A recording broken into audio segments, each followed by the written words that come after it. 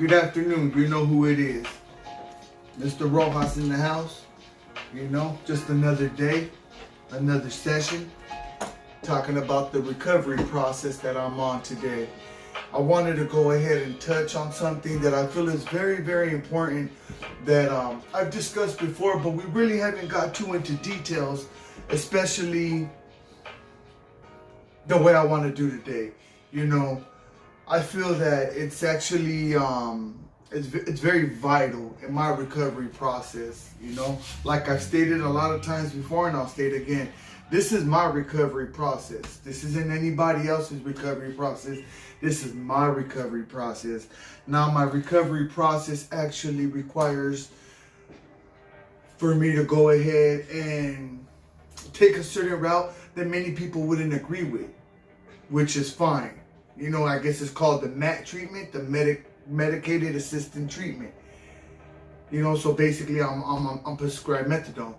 So a lot of people will go ahead and say, "Oh, well, you're not really clean," and I agree with them 100%. I never said that I disagree. I agree with them 100%. I'm not clean because I'm on methadone, but I don't deprive myself of a recovery process because I am recovering from a certain lifestyle that I lived for such a long time that it affects me here today.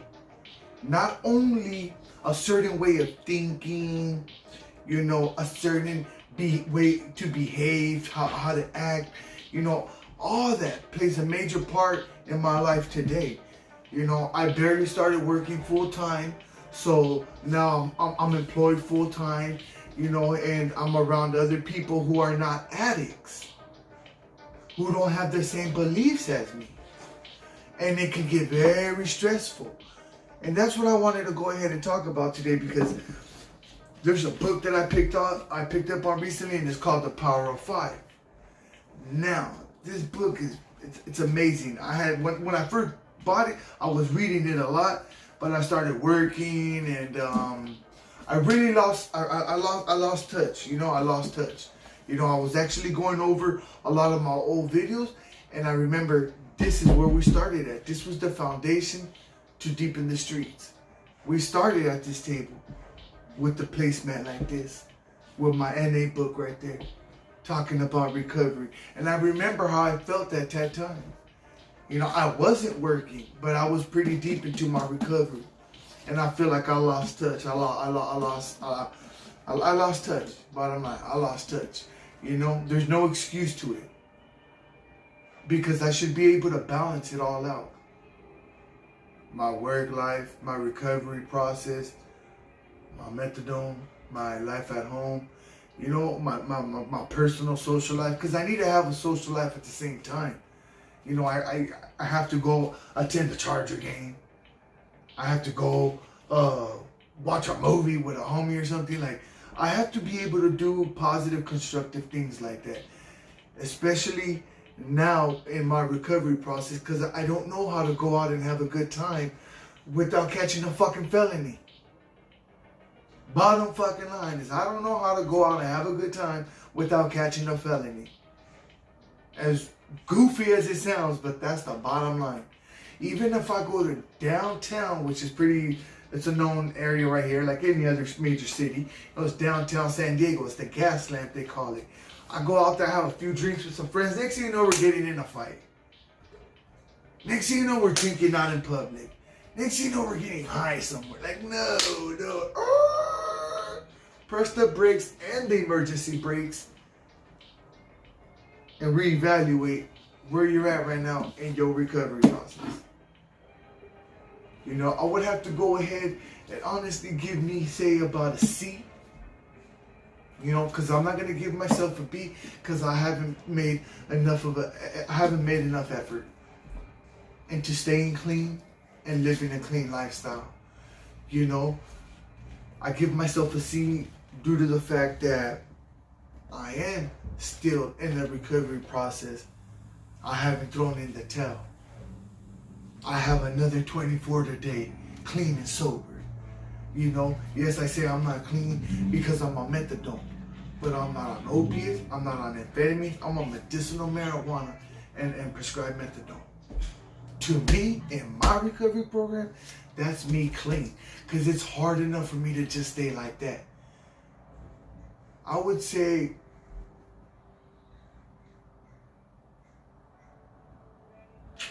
and it's rough, you know. That's how come I say I've lost touch. Because I'm up to an urge, fuck no, 5-10 urges a day sometimes. From the point to where I was at before, like, you know, when I was first started making my channel, a month into it, I wasn't even getting urges, and the desire to get high was being lifted. Today, where I'm at in the present moment, it's not, man. It's a strong weight on me. And I created that weight. I fed the ugliness. I didn't feed the good one. You know, like I read a powerful statement by an elder in a reservation, and he said, we all have those two wolves in us, which is a good wolf and a bad wolf. And then they asked him, well, which one do you know who you are? Who has more power? Whoever you feed the most. So where are you at in your program? I'm asking myself. And that's why I give myself a C. You know? And I thank God that I'm able to go ahead and evaluate and take inventory of my program and start seeing what's really bothering me. And what I'm going to go ahead and admit, that's why I love this book, is that I buckle under pressure, G. I get a lot, here, let me tell you the exact words that they're using.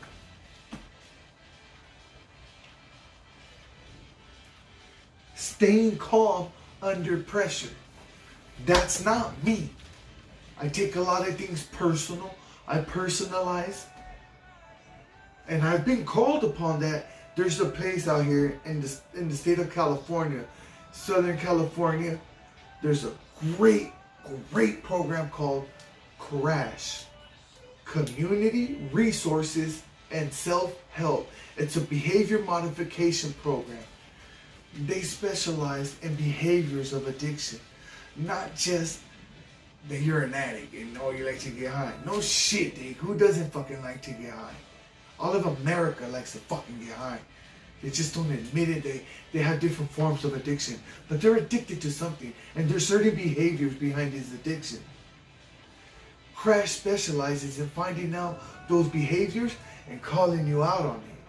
And that's what I loved about C.R.A.S.H, is that they called me out on a lot of my character defects. Personalizing was one of them. Being vindictive was another one. Those were the two main ones that always stuck with me. Is that I personalized a lot and I was very vindictive. Now when I was in that program, I didn't even know the definition to those words. Now, I'm able to work on those character defects. I don't only know the definition of it, I'm able to recognize it and start applying some of the tools that I picked up on from that program to that situation, which is almost everyday living of life, living life on life's terms. Personalizing. Maybe some of my subscribers could relate to it. Personalizing is when you take things personal. Somebody might say a little comment, and it might even be directed to you, but you take it to the next level. Oh, really? Oh, that fool wants to fight me because, he's trying to get me. Oh, what? Damn, okay, damn, I gotta watch out for this fool. Okay, damn, shit, maybe I want to carry a knife tomorrow. Like, you take it to the fucking next level and more. That's personalizing. Homie ain't even tripping on you no more. He was just joking around, but you take it so personal. And that still is a major problem of mine, okay? Now, due to me personalizing a lot of things, I tend to buckle under pressure. I get fumed up, like, and it's noticeable. I can't hide it. Some people will push that button and continue pushing it. Some people will get scared. Different people react different. I always react the same. And it's not for the good. So C.R.A.S.H was able to recognize that for me and hit me on it. You know what I mean? Like, hey, you personalize a lot. Man, C.R.A.S.H was beautiful. If you know anybody that's struggling with addiction and you have the opportunity to go ahead and put them into a program without being a major catastrophe to his lifestyle, if he works or Yeah, goes to school, whatever it may be. Which really shouldn't be important if he's strung out on drugs.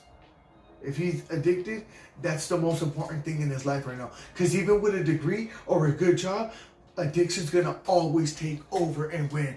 Always. Trust me. There's no point of saying, oh, just leave him in school because school's almost over. Who gives a fuck about school at that point? If he is addicted, you need to get his ass to a program immediately. Straight up. All because of his job, he's gonna lose that job and have bad fucking reference. Might as well go in there and be honest with them.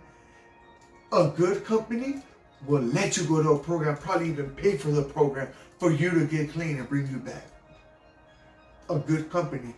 Because even if you're a fucking lazy ass and fucking up, they're gonna use the fact that you were a drug addict and try to help you with it. Like, you know what? I respect homie for coming in and telling us, let's go ahead and help him out.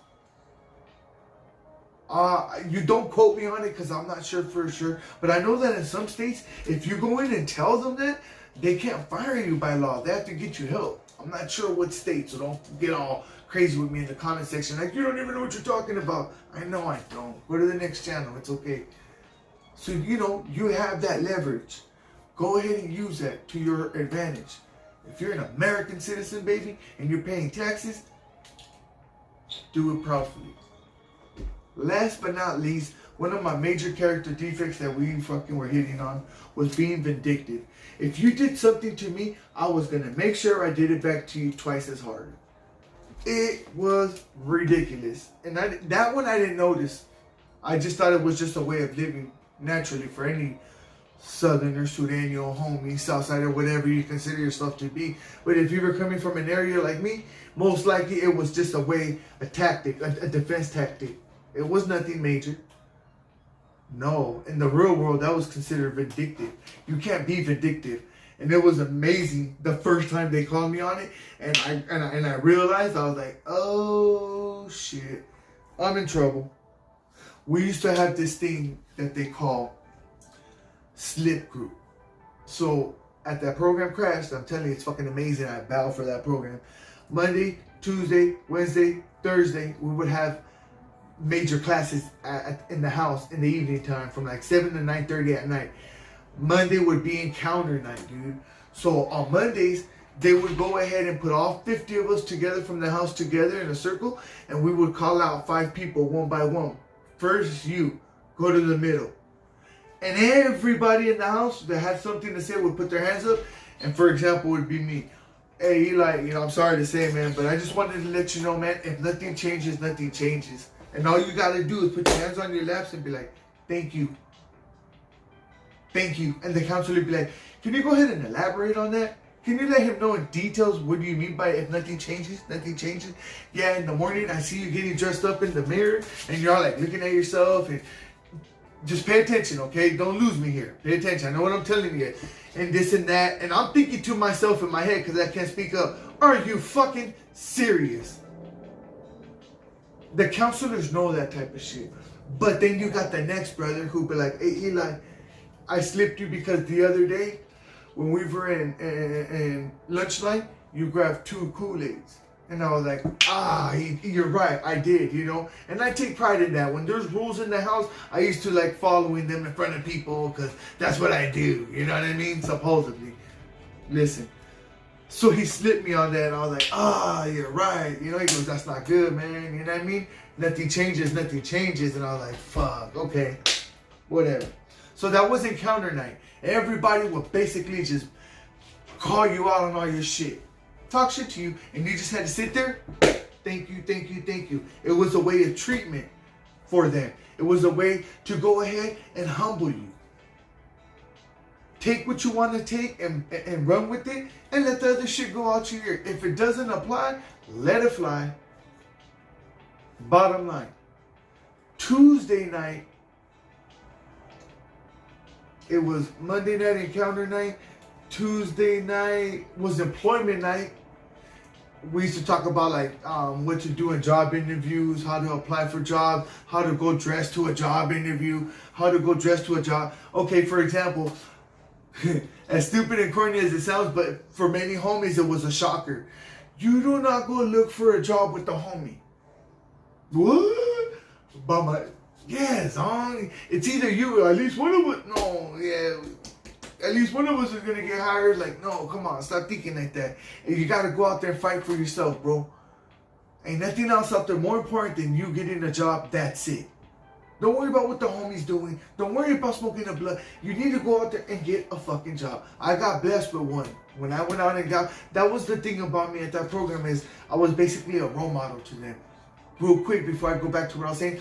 In 6 months, 8 months, I was the first one to get an over 8-hour pass on the weekends. Nobody had got one in months.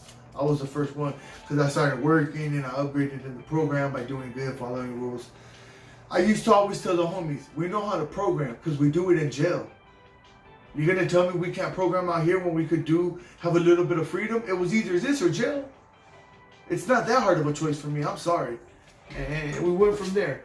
So anyways, on Thursday, on slip night, these two write slips on you. So they slipped me on being vindictive. And I got mad. My counselor goes, hey, Elias, you got anything to say? I was like, yes, I sure do. But I don't want to get kicked out because I'm going to get in trouble every time I open my mouth. And he was like, no, go ahead. I'll give you permission to. I said, yeah, you guys are liars, calling me vindictive. You guys are just saying that because you guys don't like me. And he goes, so you're going to tell me, because there was a black dude that I was having problems with. And he told me, you're going to tell me that you don't have no slips in here for Michael Davis. And I was like, yeah, like 1 or 2. And he goes, are you sure about that? And I was like, maybe like 2 or 3. I had like 15 slips in there. And that showed me like, look how vindictive you are. You put in 15 fucking slips on this dude because you were so fucking mad at him. Trip out. I'm so under pressure that I'm buckling. I'm not noticing. So they're getting me in trouble and whatever. We get done with the meeting. They gave me my consequences. My consequences was monad. My mouth was on non-active duty. I couldn't talk. So I go outside. Everyone's like, oh, fuck. You know, Elias got in trouble, la, la, la. And my homie comes up to me and he goes, damn, because I ain't supposed to be talking. We're trying to be low pro. He goes, damn. He goes, I thought we had got caught. Because remember, you sent me to go catch that fool slipping. I was like, oh yeah. He goes, that's why I had like 5 slips in there for him too. They didn't call none of his slips. I had people slipping them for me. Because homies that were my homies, I was like, hey, slip that motherfucker for everything you see that fool do wrong. Why don't you slip that fool? Because I was so mad. I put a bunch of... So the counselor was like, look how many slips I have on this guy. All because Elias was mad at him in the house. That shit ain't going on in my house. I was like, damn, okay. I was like politicking in a sense, and it wasn't in that fucking rehab. Are you sure? No, bro, that shit wasn't cool. So they got mad and they put me on a little discipline, you know. And that's what I'm telling you. I love about crashes. They have certain discipline. There's certain disciplines, certain consequences for certain clients with certain behaviors, certain type of program.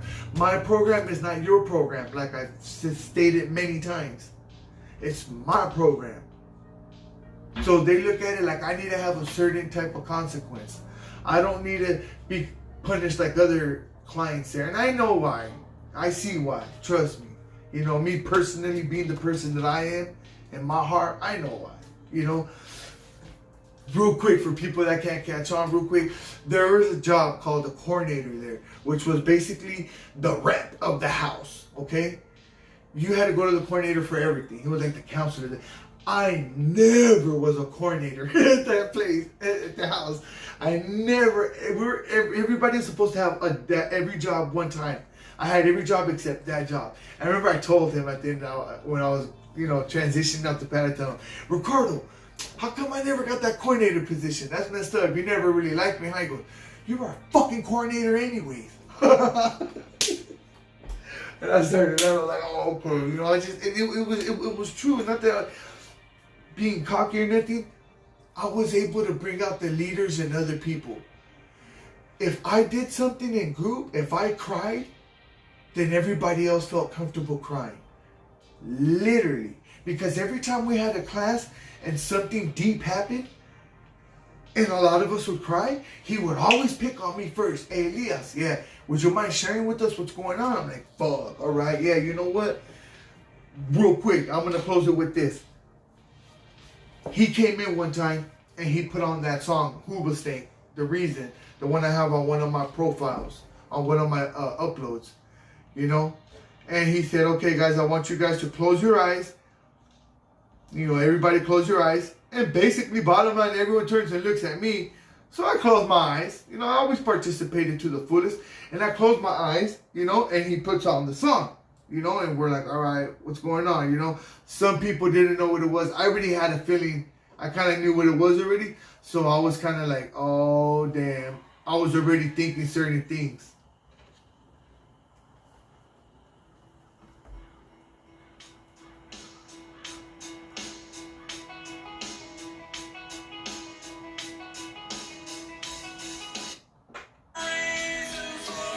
Okay, so basically, you know, homie's just talking about, you know, he's not a perfect person. You know, he's made a lot of mistakes in his life. You know, he's making the attempt to change the person that he used to be. He's looking for a reason to start all over, and he found the reason, you know. I mean, it's fucking deep, you know, deep. And especially people that were or are in recovery still, you know, they have a lot of emotions going on at that time, you know, and it's like, you close your eyes, you hear that, and automatically a bunch of images start occurring in your mind. And I'm not talking about me partying at the fucking party, drinking, having a good time. I'm talking about sad times in my life, like times when I created pain, you know, and it's like, damn. And for some odd reason, I was just thinking women in my life. My mom, my grandma, my wife, my daughter, my sister. That's all I was thinking about was the women in my life. I don't know why. I wasn't thinking my dad. I wasn't thinking my brothers or the dead homie. I don't know why, but I was just thinking about my daughter, my wife, my mom, my grandma, my sister. I don't know why. You know what I mean? I was just like, it was deep. So anyways, the song ends and everybody's real quiet. You know, a lot of us were crying, you know. And then he just picks up me and goes, Elias, would you mind sharing? And I was just like, yeah, you know, what do you want me to say, you know? He goes, what were you thinking about when you had your eyes closed? And I was like, fuck, man, too many things. I really don't even know. He goes, what image was occurring? And then when she said image, I said, okay, what picture? My mom, my wife, my daughter, my grandma, my sister. I don't know why, but the images of the girls in my life were appearing. And so, oh, okay, you know, and you know, that was deep, whatever, you know, and asked me a couple questions, you know, personal questions. And then after me, he like, does anybody else want to share? And then, yeah, a couple homies put up their hand. Go ahead, speak up. And then, yeah, sure enough, you know, once that happened, it broke the ice for everybody. And I felt it was good because, like my counselor said during that moment, he goes, anybody that's hesitating to share, keep in mind that moments like right now, it's what's going to go ahead and build your foundation. It's going to be the foundation to your recovery. It's going to build this foundation for your recovery. So don't hesitate to share. Don't care what anybody thinks, because this is your motherfucking life on the line.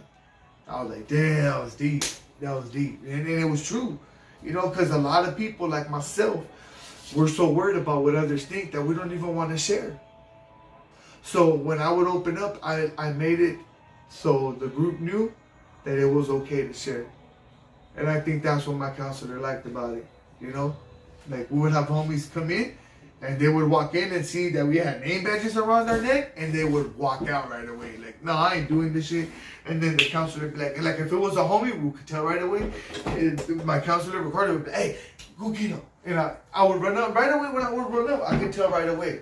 But, hey, dog, where you going? Dog, oh, fuck this shit, homie. I'll be like, what, really, like that? Yeah, dog. I'm like, you know you're going back in. Because it was either the program or you're going back into jail. Bottom line. C.R.A.S.H was the last house on the block. Bottom line. That's how hard C.R.A.S.H was. They were kicking people out fucking daily. I swear. Ask anybody in San Diego, California about C.R.A.S.H. They will tell you. Goddamn. So, I could tell right away when I would walk up to him, hey dog, just chill. Is it better than a cell? By the look in their eyes, I could tell if a cell was going to be better for them. Because some people, I honestly felt it was just, you weren't going to get through them. like my counselor said, anybody that's been to prison, that one right there is the hardest person to go ahead and get to in recovery, because there's many layers you have to peel. They're so institutionalized that it's not only getting them clean and keeping them clean, it's getting them thinking of this new way out here in society. So if you know anybody that's gone to prison and struggles with being normal out here in society, please show a little bit of sympathy. Please. One love, gente. Thank you for your time.